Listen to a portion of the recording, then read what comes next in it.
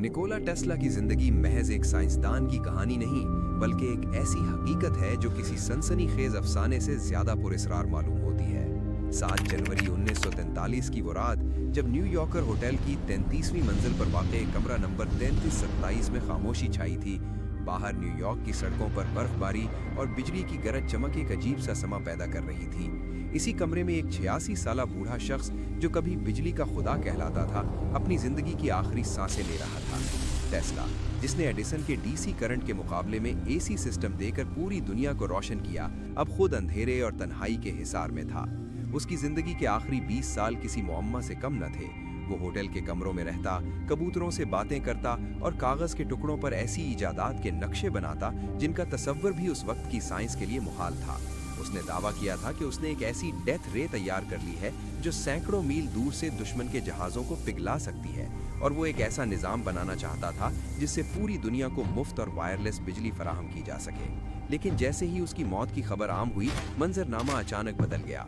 अभी टेस्ला की लाश कमरे ही में थी, हुकूमत के इंटेलिजेंस इदारों और FBI के एजेंट्स ने होटल का घेराव कर लिया। ये एक गैर मामूली कार्रवाई थी। एक गरीब और तन्हा मरने वाले बूढ़े के कमरे में ऐसा क्या था जिसने रियासत के आला तरीन इदारों को हरकत में ला दिया?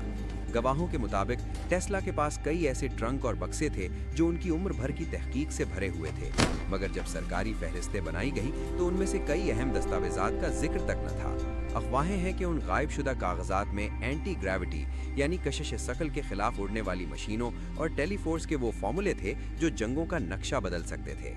आज भी जब हम वाईफाई और स्मार्टफोन्स इस्तेमाल करते हैं, हमें एहसास होता है कि टेस्ला इन चीज़ों को एक सदी पहले देख चुका था। मगर सबसे बड़ा सस्पेंस उसकी मौत के बाद बरामद होने वाली उस तिजोरी में छुपा है जो खाली पाई गई। क्या टेस्ला ने अपनी अजीम तरीन दरियाफ्तें खुद ही जला दी थीं ताकि वो गलत हाथों में न पड़ जाएं, या फिर वो आज भी किसी खुफिया सरकारी लेबोरेटरी में इंसानियत की तकदीर बदलने के लिए इस्तेमाल हो रही हैं?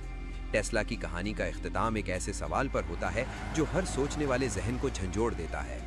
क्या हम वाकई उस टेक्नोलॉजी के दौर में जी रहे हैं जो हमें दिखाई देती है, या वो असली टेक्नोलॉजी आज भी कमरा नंबर 3327 के किसी खुफिया गोशे में दफन है?